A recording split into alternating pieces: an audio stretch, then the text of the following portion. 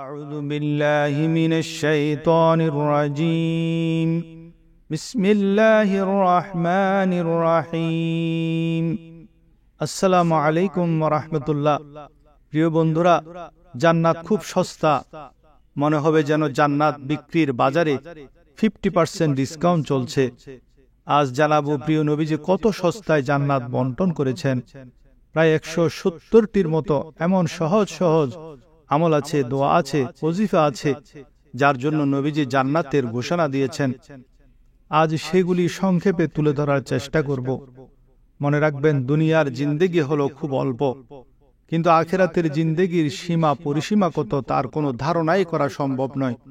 ওলামায়ে কেরাম বলেন, দুনিয়ার ও আসমানের মধ্যে যে খালি জায়গা আছে, তাতে যদি রায়ের দানা দিয়ে ভরিয়ে দেয়া হয় আর একটি পাখিকে সেই দানাগুলি খেতে বলে, আর সে পাখিটি 1000 বছর পর সে দানা খেতে থাকে, কোটি কোটি বছর পর এমন একদিন আসবে যে সে দানা শেষ হয়ে যাবে।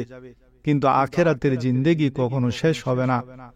দুনিয়াতে যতটুকু থাকবেন ততটুকু দুনিয়ার জন্য মেহনত করুন, আর যতটুকু আখিরাতে থাকবেন ততটুকু আখিরাতের জন্য মেহনত করুন।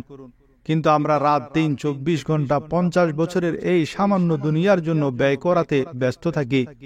আমাদের এখন এমন অবস্থা, দুনিয়ার উন্নতি সফলতা এসব নিয়ে আলোচনা করলে সকলে খুশি। আখিরাতের উন্নতি সফলতা নিয়ে, মৃত্যু নিয়ে আলোচনা করলে অনেকে বলেই ফেলে, হুজুরদের আর কোনো বিষয় নাই। এক নওজোয়ান এক বুজুর্গের কাছে গিয়ে বলে, হযরত, আমার কাছে মৃত্যুকে ভয় লাগে। তিনি বললেন, বেশি বেশি নেক আমল করো, আখিরাতের জন্য সময় বেশি ব্যয় করো, আর তোমার কাছে সম্পদ থাকলে তা আল্লাহর রাস্তায় খরচ করো। নওজোয়ান বুজুর্গের কথা মতো কাজ করতে লাগলো। কয়েক মাস পর আবার সে বুজুর্গের সাথে দেখা হলে যুবককে জিজ্ঞেস করলো, এখন তোমার কি মৃত্যুতে ভয় লাগে? সে বলল, হুজুর, আমার মন থেকে মৃত্যুর ভয় দূর হয়ে গেছে। শুধু তাই নয়, এখন আমার শুধু মৃত্যুবরণ করে আখিরাতের জীবন শুরু করার জন্য মন কাঁদে। আমার এমন পরিবর্তন কিভাবে হয়ে গেল আমি নিজেই বুঝতে পারছি না। তখন বুজুর্গ জবাব দিলেন, মানুষের মন সেখানে লাগে যেখানে তার ধন সম্পদ থাকে, তার সম্পত্তি থাকে।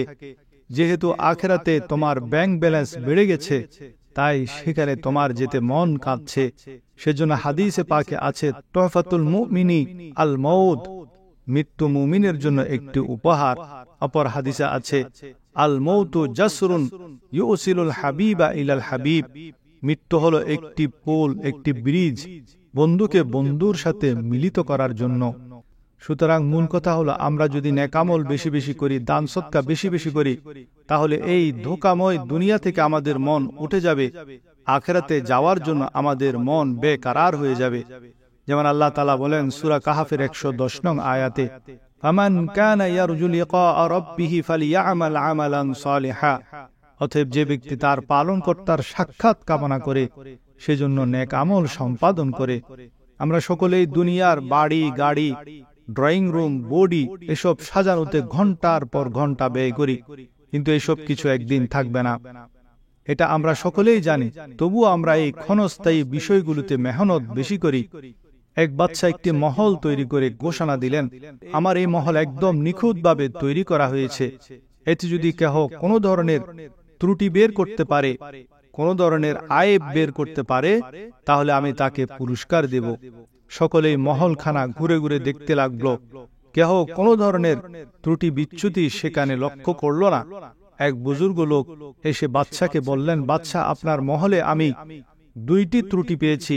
একটি হলো এই মহল একদিন ধ্বংস হয়ে যাবে, আর দ্বিতীয়টি হলো এই মহল থাকবে কিন্তু আপনি এই মহলে থাকতে পারবেন না। একদিন এই মহল ছেড়ে আপনাকে চলে যেতে হবে। সুতরাং আপনি যতই ঘর সাজান, যতই সুন্দর মহল তৈরি করেন না কেন, একদিন এই সব ছেড়ে আমাকে চলে যেতে হবে। দুনিয়া কাম কি জাগা হে, কবর আরাম কি জাগা হে, জান্নাত এনাম কি জাগা হে। তাহলে জান্নাতের সে এনাম, সে পুরস্কার পাওয়ার জন্য আমাদের দুনিয়াতে কিছু সহজ সহজ আমল করতে হবে। সে আমলগুলো করলে প্রিয় নবীজি জান্নাতের সুখবর দিয়ে রেখেছেন। সেগুলি আমি অতি সংক্ষেপে বলে দিচ্ছি। সেগুলি হলো ঈমানদার হওয়া, বেশি বেশি নেক আমল করা, আল্লাহ রসুলের আনুগত্য করা, আল্লাহকে ভয় করা, চরিত্রকে সুন্দর করা, 5 ওয়াক্ত নামাজ পড়া, প্রতি নামাজের পর আয়াতুল কুরসি পড়া, সকাল সন্ধ্যায় সাইয়্যিদুল ইস্তিগফার পড়া, আল্লাহুম্মা আনতা রব্বি লা ইলাহা ইল্লা আনতা খলাকতানি ওয়া আনা আবদুকা ওয়া আনা আলা আহদিকা ওয়া ওয়া'দিকা মাস্তাতা'তু আউযু বিকা মিন শাররি মা সানা'তু আবুউ লাকা বিনি'মাতিকা আলাইয়া ওয়া আবুউ লাকা বিযামবি ফাগফিরলি ফা ইন্নাহু লা ইয়াগফিরুয যুনুবা ইল্লা আনতা। ওযুর পরে আকাশের দিকে তাকিয়ে কলমায়ে শাহাদাত আশহাদু আল্লা ইলাহা ইল্লাল্লাহু ওয়া আশহাদু আন্না মুহাম্মাদান আবদুহু ওয়া রাসূলুহু পড়া। আজান হলে আজান শোনা, আজানের জবাব দিয়া, সালামের প্রচলন করা, মানুষকে খাবার খাওয়ানো, তাহাজ্জুদের নামাজ পড়া, জিহ্বাকে মিথ্যা, গীবত, অপবাদ, বেহুদা কথাবার্তা থেকে হেফাজত করা, লজ্জাস্থানকে জেনা থেকে হেফাজত করা, আপনজনের মৃত্যুতে ধৈর্য ধারণ করা, 2 জন কন্যা সন্তানকে উত্তম সাহচর্য দিয়া প্রতিদিন 12 রাকাত সুন্নত নামাজ পড়া, ফজরের 2 রাকাত, জোহরে 6 রাকাত, মাগরিবে 2 রাকাত, এশারে 2 রাকাত সুন্নত নামাজগুলি পড়া, ওযুর পরে 2 রাকাত তাহিয়াতুল ওযু পড়া, মসজিদ নির্মাণ করা, নামাজের কাতারের ফাঁকা জায়গা পূরণ করা, মনের মধ্যে হিংসা বিদ্বেষ থাকলে তা দূরীভূত করা, দিন মুক্ত অবস্থায় মৃত্যুবরণ করা, রাগ দমনকারীর জন্য জান্নাতের ঘোষণা রয়েছে, সত্যবাদিতার জিন্দেগি যাপন করা, রাস্তা থেকে কষ্টদায়ক বস্তু সরিয়ে ফেলা, রোগী দেখতে যাওয়া, মা বাবার খেদমত করা, বেচাকেনা বিচার ফয়সালায় সহজতা অবলম্বন করা, এতিমের লালন পালন করা, কোনো প্রাণীর প্রতি দয়া প্রদর্শন করা, মৃত ব্যক্তিকে দাফন কাফন করা, যার জানাজার মধ্যে 3 কাতার লোক হয় তার জন্য রয়েছে জান্নাত, ইলমে দ্বীন অর্জনকারীর জন্য জান্নাত, কোরআন হেফজকারীর জন্য জান্নাত, সূরা ইখলাস পাঠকারীর জন্য জান্নাত, আল্লাহর 99 নামের হেফজকারীর জন্য জান্নাত, যার শেষ বাক্য লা ইলাহা ইল্লাল্লাহ হবে তার জন্য জান্নাত, উত্তরাধিকারীর সম্পদ সঠিকভাবে বন্টনকারীর জন্য জান্নাত, লজ্জাশীলতার বিনিময়ে জান্নাত, আল্লাহ রাসূলের শত্রুদের সাথে বন্ধুত্ব না করলে জান্নাত, বংশ নিয়ে অহংকার না করলে তার জন্য জান্নাত।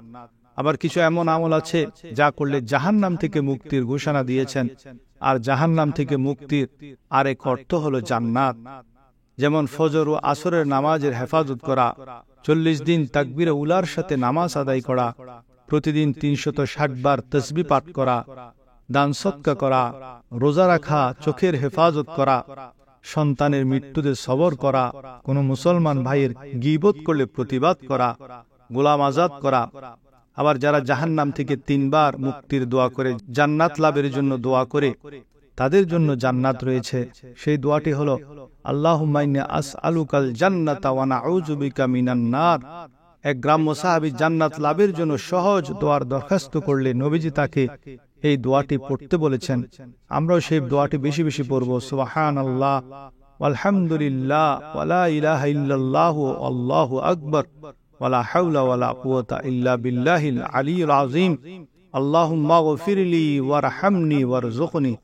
আর যারা প্রত্যেক নামাজের পর 10 বার সুবহানাল্লাহ, 10 বার আলহামদুলিল্লাহ, 10 বার আল্লাহু আকবার এবং রাতে বিছানায় শুয়ে 33 বার সুবহানাল্লাহ, 33 বার আলহামদুলিল্লাহ, 34 বার আল্লাহু আকবার পড়বে, তাদের জন্য প্রিয় নবীজি জান্নাতের সুসংবাদ দিয়েছেন।